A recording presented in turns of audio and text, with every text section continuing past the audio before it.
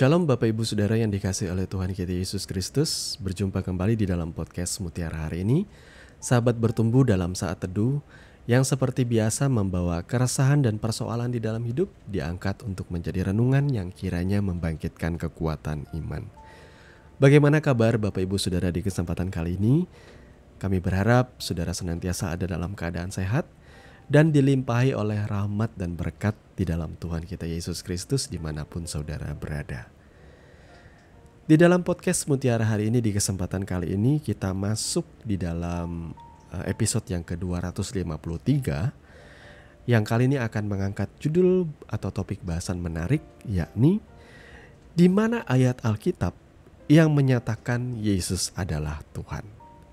Nah, firman Tuhan terambil dari Injil Yohanes pasal 13 ayat yang ke-13. Demikian firman Tuhan, "Kamu menyebut aku guru dan Tuhan, dan katamu itu tepat, sebab memang akulah guru dan Tuhan." Amin. Sebelum kita sama-sama merenungkan kebenaran firman Tuhan ini, mari kita terlebih dahulu merendahkan hati dan berdoa. Bapa Surgawi, Bapa di dalam nama Tuhan Yesus, kami mengucap syukur kesempatan yang Kau berikan untuk kami bersaat teduh di kesempatan kali ini Tuhan. Kami mohon hikmat dan pengertian yang datangnya dari Allah Roh Kudus memimpin dan menuntun hati dan pikiran kami, supaya kami memahami apa yang menjadi kehendak-Mu lewat kebenaran firman-Mu Tuhan.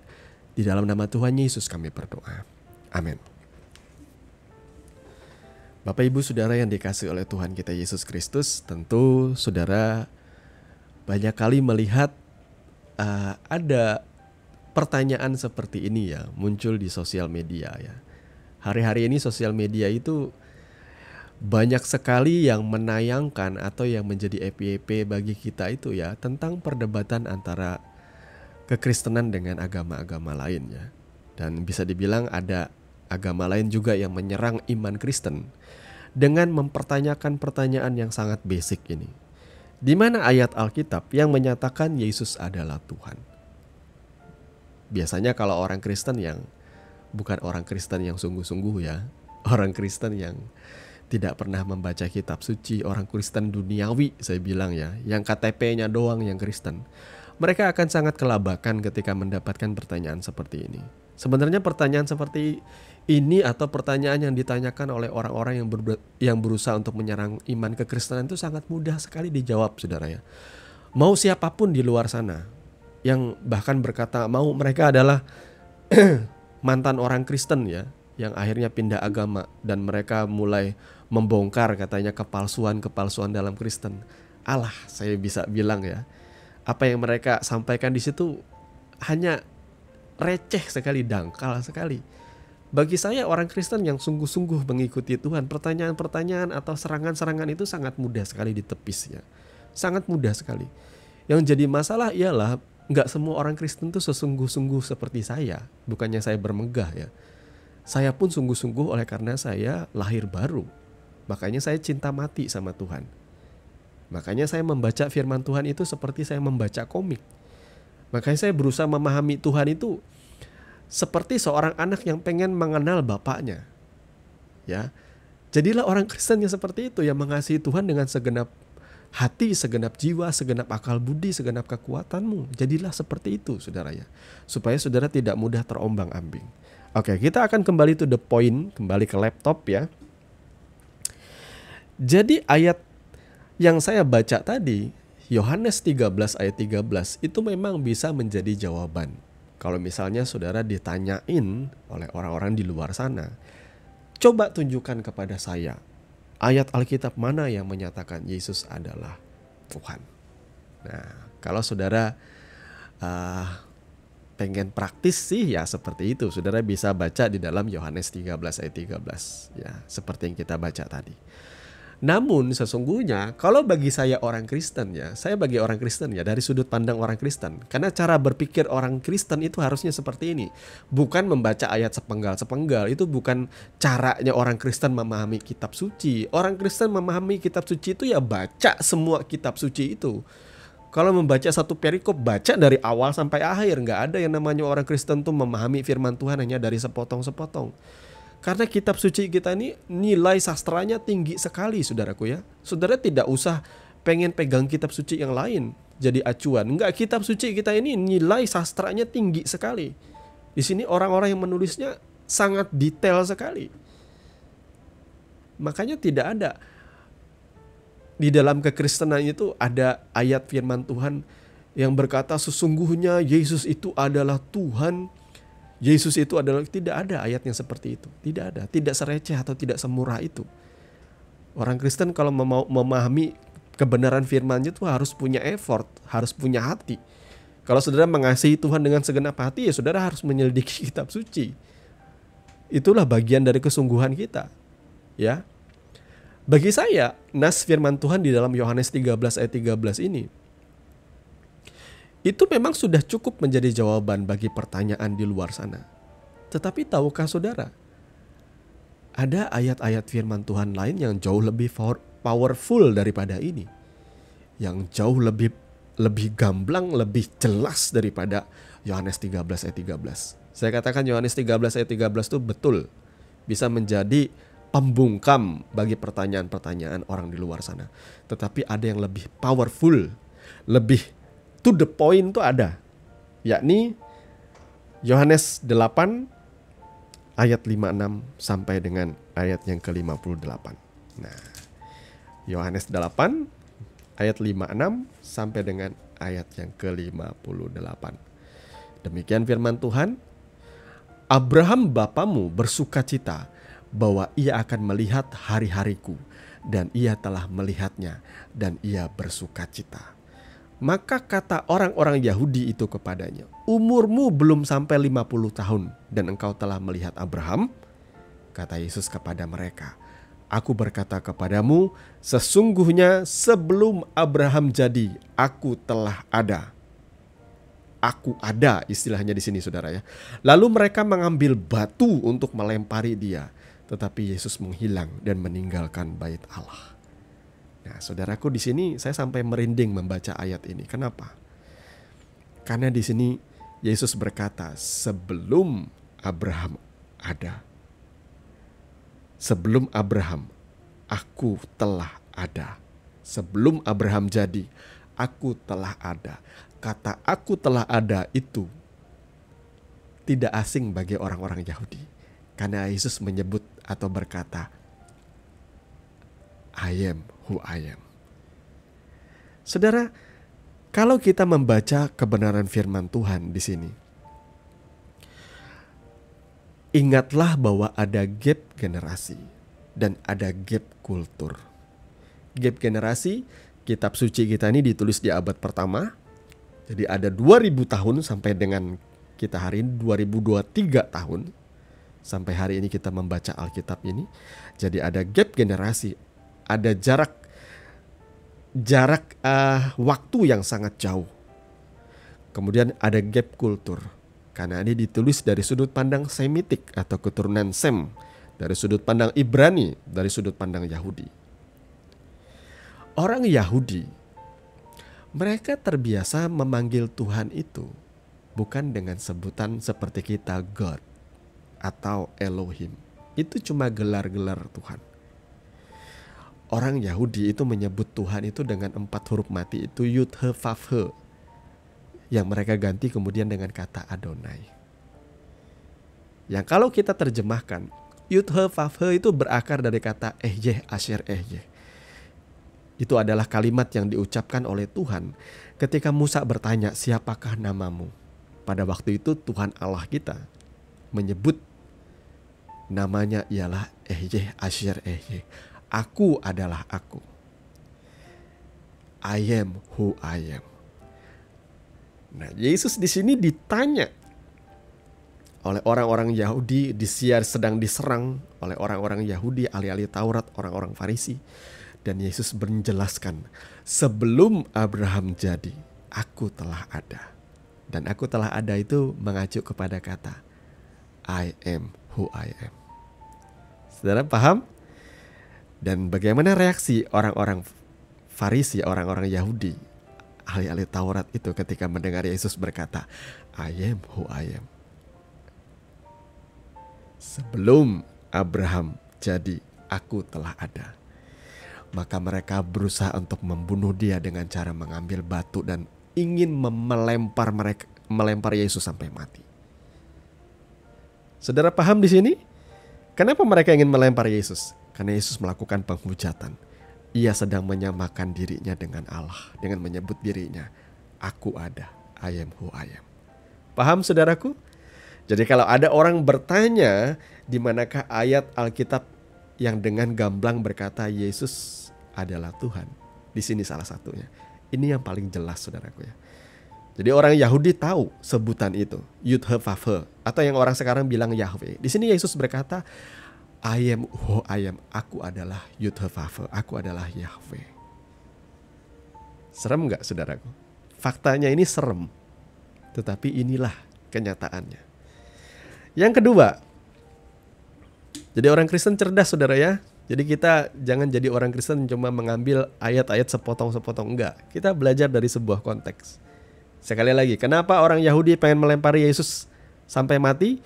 Karena Yesus dipandang sudah melakukan blasfemi atau penghujatan terhadap Allah dengan menyamakan dirinya dengan Tuhan, dengan menyebut dirinya Tuhan. Yang kedua, Yohanes 10 ayat 30 sampai dengan ayat yang ke-33.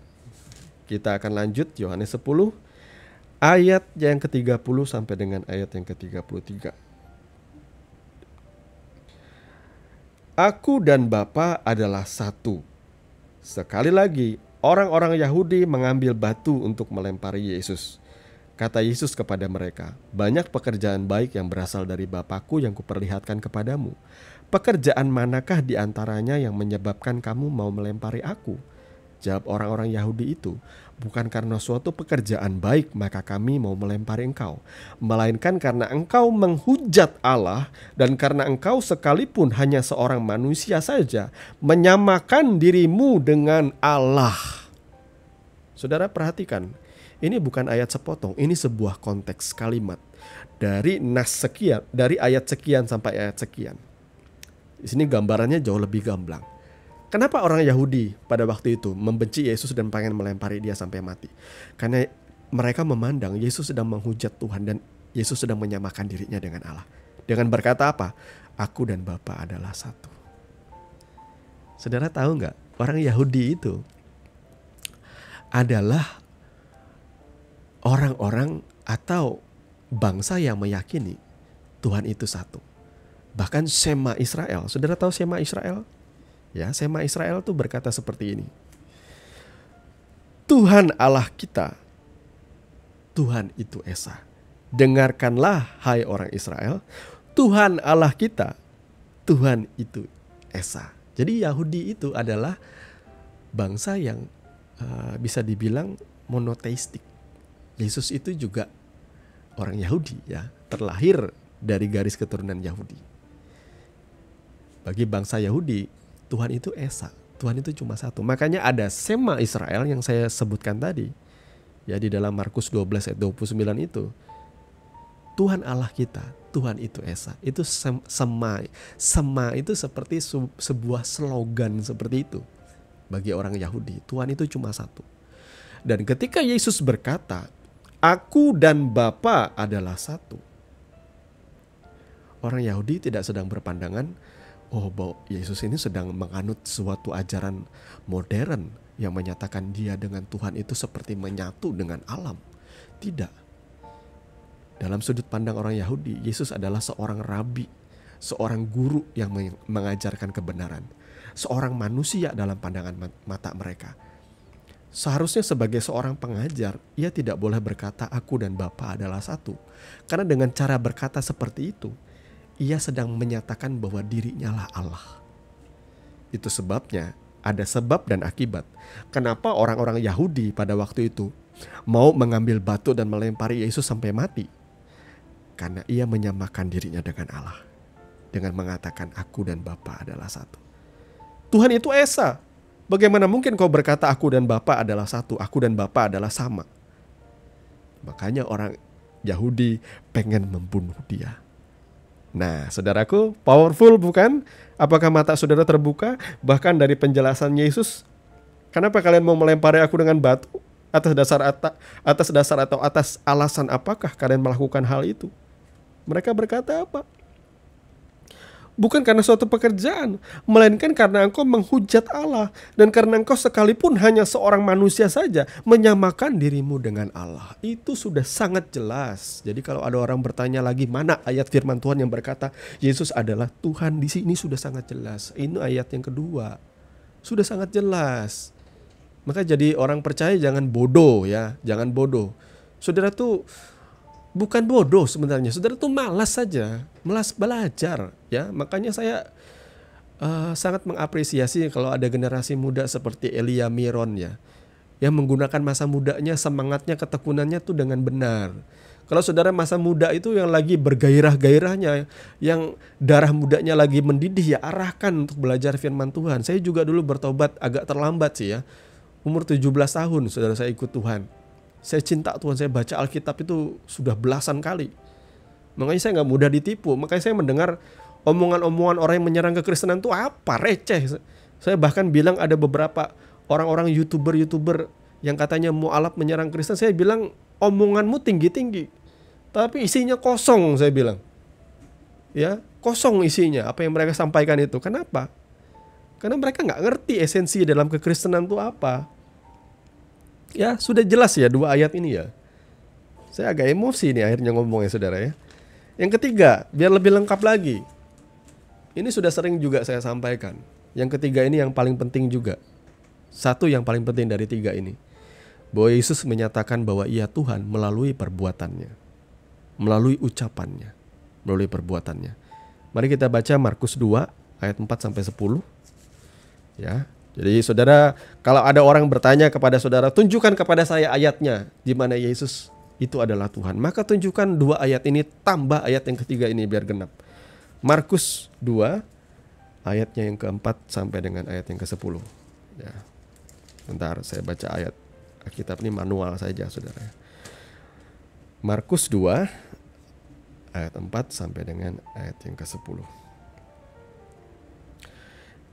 Ini adalah cerita tentang orang lumpuh yang disembuhkan ya. Jadi ada kisah di mana orang lumpuh ini diturunkan lewat loteng karena begitu banyak orang yang berbondong-bondong pengen melihat Yesus ya. Kita bacalah pada ayat yang keempat ya. Markus 2 ayat 4 sampai dengan ayatnya yang ke-10. Tetapi mereka tidak dapat membawanya kepada Yesus karena orang banyak itu. Lalu mereka membuka atap yang di atasnya. Sesudah terbuka, mereka menurunkan tilam tempat orang lumpuh itu terbaring. Ketika Yesus melihat iman mereka, berkatalah ia kepada orang lumpuh itu, "Hai anakku, dosamu sudah diampuni." Tetapi di situ ada juga duduk beberapa ahli Taurat. Mereka berpikir dalam hatinya, "Mengapa orang ini berkata begitu? Ia menghujat Allah. Siapa yang dapat mengampuni dosa selain daripada Allah sendiri?" Tetapi Yesus mengetahui dalam hatinya bahwa mereka berpikir demikian. Lalu ia berkata kepada mereka, "Mengapa kamu berpikir begitu dalam hatimu? Manakah lebih mudah mengatakan kepada orang lumpuh ini dosamu sudah diampuni, atau mengatakan bangunlah, angkatlah tilammu dan berjalan? Tetapi supaya kamu tahu bahwa di dunia ini Anak Manusia berkuasa mengampuni dosa." Berkatalah ia kepada orang lumpuh itu. Jadi saudaraku, di sini saudara lihat, sekali lagi ada ahli-ahli Taurat yang berpikir, ya, ada ahli Taurat di situ yang berpikir dalam hatinya, mengapa orang ini menghujat Allah? Karena catatannya di situ, karena hanya Allah sendiri yang berkuasa mengampuni dosa. Tetapi kenapa di sini Yesus bisa berkata dengan mudahnya, "Hai anakku, dosamu sudah diampuni"? Itu artinya Yesus sama dengan Allah. Makanya jangan lagi ada orang bodoh yang bertanya, di manakah ayat firman Tuhan Yesus adalah Allah, Yesus adalah Tuhan? Ini salah satunya. Tidak ada manusia yang bisa mengampuni dosa selain daripada Allah itu sendiri. Bahkan dalam keyakinan agama lain pun seperti itu adanya. Tidak ada orang yang berkuasa mengampuni atau menghapus dosa itu selain dari Tuhan Allah itu sendiri. Dan sini ahli Taurat ini tahu. Ahli Taurat ini orang pintar, orang paham Alkitab, orang paham Taurat, orang paham tanah perjanjian lama. Mereka tahu semua itu. Dan ia berpikir dalam hatinya, siapa orang ini? Siapa Yesus ini? Berani-beraninya dia mengampuni dosa orang. Di dunia ini tidak ada seorang pun pribadi yang bisa mengampuni dosa selain daripada Allah sendiri. Jadi apakah Yesus menghujat dengan berkata, aku mengampuni dosamu hai anak manusia? Tidak. Dia sedang menyatakan bahwa dia adalah Allah. Kata-katanya menarik, saudaraku. Mana yang lebih mudah? Berkata dosamu sudah diampuni, atau angkatlah tilammu dan berjalanlah? Mana yang lebih mudah? Ini powerful. Kenapa? Karena yang dibutuhkan manusia itu pengampunan dosa. Di dunia ini tidak ada hal yang paling dibutuhkan manusia itu selain keselamatan, pengampunan dari dosa-dosanya. Saudara, disembuhkan dari sakit itu biasa. Ada begitu banyak nabi yang menyembuhkan. Ya, di Alkitab ada salah satu nabi yang namanya Elia. Itu bisa menyembuhkan, bahkan membangkitkan yang mati. Seorang anak perempuan mati, dia bangkitkan. Tetapi mana ada nabi yang bisa berkata dosamu sudah diampuni? Enggak ada. Hanya Yesus yang berkata seperti itu. Yang mengampuni dosa itu hanya Yesus. Maka dengarlah orang-orang bebal, orang-orang bodoh di luar sana. Kalau engkau bertanya, mana bukti Yesus adalah Tuhan? Ini. Bahkan orang Farisi aja ngomel, ahli Taurat aja ngomel. Mana buktinya? Ini dia. Bagaimana mungkin ada manusia yang bisa mengampuni dosa selain daripada Allah sendiri? Ya, Yesus itu adalah Allah sendiri. Sudah clear ya? Maka kalau ada orang di luar sana yang meragukan Yesus itu adalah Tuhan, mereka orang goblok sekali. Yesus itu adalah Tuhan dan Juru Selamat yang sejati. Saya minta maaf kalau di endingnya saya agak kurang sopan berkata goblok, saudara. Saya berkata kepada orang Kristen dalam hal ini, yang malas baca Alkitab sehingga mereka jadi bodoh dan mudah ditipu. Mari kita memperlengkapi diri kita, saudaraku, supaya kita menjadi semakin bijak di dalam Tuhan. Kebenaran firman Tuhan itu semakin kita pahami. Jangan jadi orang bodoh yang mencari penggalan-penggalan ayat. Jadilah orang Kristen yang memahami bahkan seluruh ayat firman Tuhan dari awal sampai akhir. Saudara terpesona dengan Elia Miron yang bisa membahas tentang suku-suku, tentang bangsa-bangsa di segala bangsa. Sudah bilang dia cerdas. Seharusnya itu orang Kristen biasa, itu bukan orang Kristen standar, orang Kristen cerdas selalu dibilang Elia Miron itu cerdas. Enggak, kamu aja yang malas. Kamu bisa mencapai level itu. Setiap orang percaya itu bisa mencapai level itu, memahami. Karena apa? Karena Roh Kudus itu bekerja di dalam setiap kehidupan kita, menjadikan kita orang-orang yang bahkan bisa menjawab pertanyaan-pertanyaan sukar. Yesus sudah menjanjikan hal itu. Kalau engkau diperhadapkan di dalam mahkamah agama, aku akan menyertai engkau. Bayangkan, nelayan yang tidak pintar-pintar banget itu bisa berbicara di hadapan ahli Taurat dan orang-orang Farisi loh, membela iman Kristen, membela iman Kristus yang mereka pegang. Orang-orang bodoh diubahkan oleh Tuhan menjadi orang-orang yang berhikmat. Ingat, ya, Injil itu atau berita Injil itu adalah kebodohan bagi dunia ini. Nggak, saya bilang juga ya, menjadi orang percaya di negeri kita sekarang, Indonesia ini adalah sebuah kebodohan. Kalau saudara pintar, saudara nggak jadi Kristen saat ini. Ada begitu banyak peluang di luar sana, di luar Kristen itu. Ada begitu banyak kebahagiaan yang terlihatnya bahagia di luar Kristen. Enggak, ikut Tuhan itu tidak dijanjikan kau bahagia. Tetapi saya lebih baik memilih menderita bersama Kristus ketimbang bahagia dengan dunia ini. Karena kalau saya bahagia dengan dunia ini akan dibinasakan dan dimusnahkan nantinya. Dan kalau saya mencintai dunia ini, saya akan mati bersama dengan dunia ini. Saya lebih baik menderita dengan Kristus supaya saya dipermuliakan juga bersama-sama dengan Kristus dalam keabadian. Tuhan Yesus memberkati firman-Nya. Mari kita berdoa. Bapa Surgawi, Bapa di dalam nama Tuhan Yesus, kami mengucap syukur untuk berita firman-Mu Tuhan. Kami percaya itu menegur, menamplak kami sebagai orang-orang Kristen yang pertama-tama. Yang malas mengenal Tuhan, yang malas menggali kebenaran, yang malas belajar, yang malas bertekun. Bukankah firman Tuhan berkata, renungkanlah dan perkatakanlah kitab Taurat siang dan malam. Kami mau belajar Tuhan. Kami mau belajar lebih sungguh-sungguh lagi, bahkan lebih sungguh daripada ahli Taurat dan orang-orang Farisi untuk memahami dan mengenal Tuhan.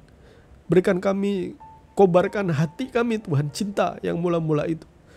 Supaya kami boleh kembali kepada iman yang benar, iman yang sejati Tuhan. Terima kasih Bapa, kami bangga menjadi anak-anak-Mu. Kami bangga memiliki Tuhan seperti Engkau Tuhan. Terpujilah nama-Mu kekal selama-lamanya. Di dalam dan demi nama Tuhan Yesus kami berdoa. Haleluya. Amin. Saudaraku yang dikasihi Tuhan, saudara sudah mendengarkan kebenaran firman yang kiranya boleh menjadi dasar dan kekuatan di dalam setiap kehidupan saudara. Sampai bertemu lagi di podcast Renungan Firman Mutiara hari ini yang berikutnya. Kasih karunia menyertai saudara sekalian. Shalom.